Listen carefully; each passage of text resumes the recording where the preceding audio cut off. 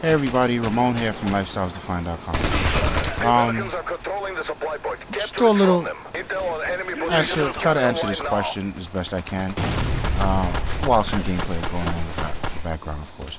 So, you know, a lot of my friends have been asking me, what's the difference between this game and Call of Duty or Battlefield? You know, most people have room for only one first-person shooter in their heart.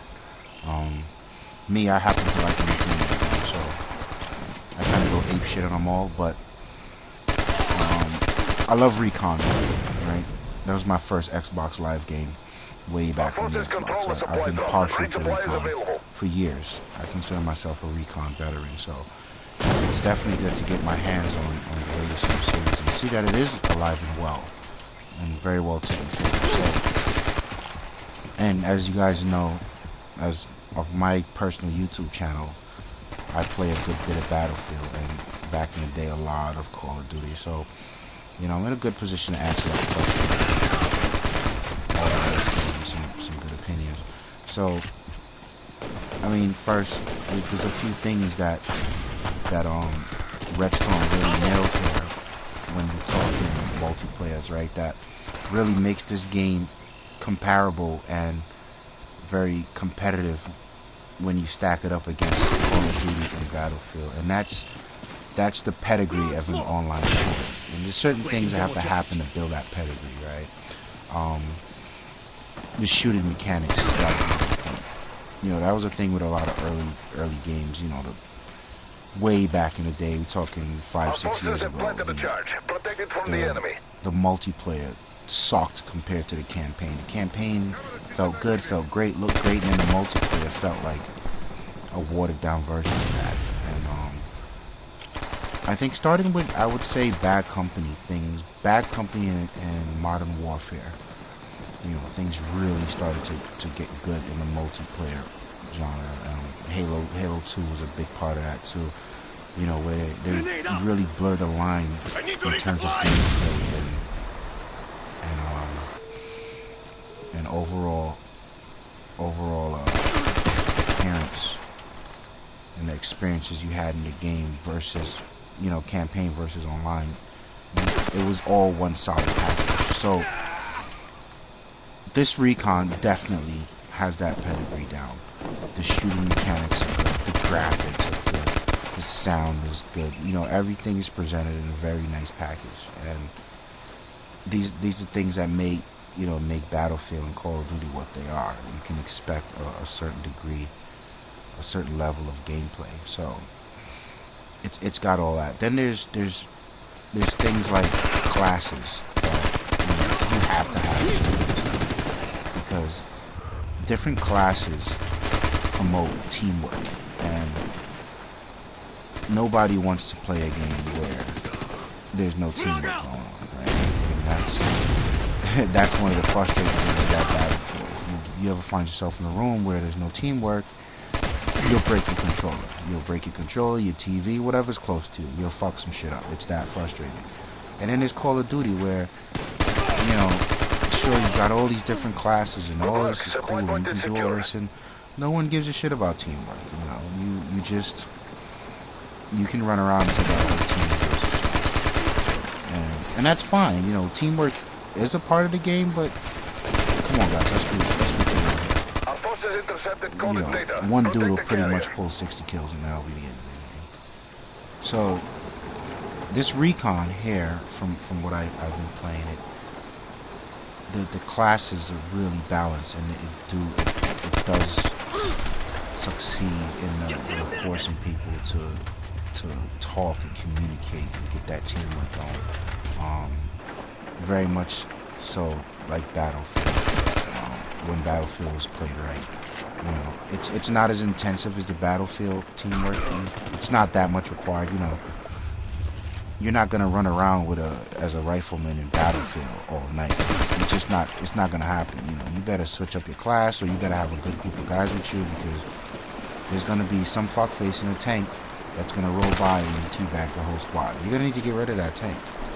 Here, because of the lack of vehicles, it's not that bad. You know, You probably could have a group of all engineers and get away with it, or a group of all riflemen. A group of snipers, I don't know. Good luck with that. They better be all good. But what I can say is the mechanics are here. You know, the riflemen, they're the grunt guys. They do the work. They push hard. They got the guns. They're effective up close, medium, long range. Then they've got those LMGs. They provide, you know, some really good cover fire. Keep the snipers down when the guys are arming things or trying to heal a teammate. You got the engineers. They got the toys. They got the sensors to reveal where the enemy is on the map. You know, highly strategic. A little annoying when you're the one being detected.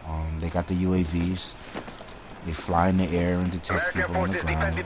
Same principle. They can even hack downed enemies and find out where the rest of their teammates are. And it shows up on all of your teammates' screen. So, you know, that's a good thing. And the scouts, they're right. They got claymores. I call those camping tools.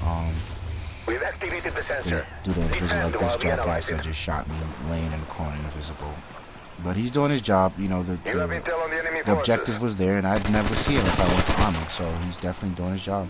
And they can provide, especially on this map, there's a good bit of depth. And if you position yourself right, you can get a nice long shot on people trying to arm things and really play it. So, you know, the teamwork it's really they got it down pat. And if you know a bit about Recon, you know, Recon is probably the more serious of the shooters. You know, a lot of army guys play these things, and they use real army tactics. You know, you can sort of see it playing out already on the beta. You know, even not so serious guys, they just get a serious overtone. Like, yo, this is no joke. This is no joke. Yo, watch your left.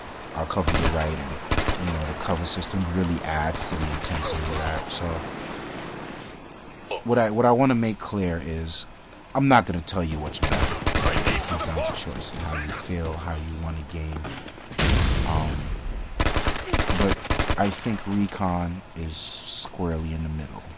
You know, the gameplay is maybe not be as lightning fast as Call of Duty, but it is a little faster than Battlefield. The movement is just as fluid as Battlefield. The shooting mechanics are on point. You know, Battlefield and Call of Duty has got its quirks, but even in a beta stage right now, I'm telling you, the shooting mechanics in this game are top notch. This is as good as it gets. This is as good as it gets. And completely unrelated, I am psyched about Rainbow Six, because if they can clean up Recon like this, Rainbow Six will be the shit. But I think the most important thing here is, you know, people say, is it better than Battlefield? Is it better than Call of Duty? No, it's not. And Battlefield isn't better than Call of Duty, and Call of Duty isn't better than Battlefield. I think people need to stop that silly shit. It's good. It's Call of Duty good. It's Battlefield good. So what that means is, yes, you'll be playing this shit till 4 o'clock in the morning when you've got to go to work or school. It's that good. You know, you're going to be hooked on it. You're going to want to level up. You're going to want to get the new guns. You're going to want to do all this shit because it's that good. It's a different game. It's definitely different. Even, you know, for Battlefield and Call of Duty, the third-person shit throws you off. And, you know who would have fun with this? The Gears of War crowd. This is their thing. And like Snow pointed out, the SOCOM boys, this is their world.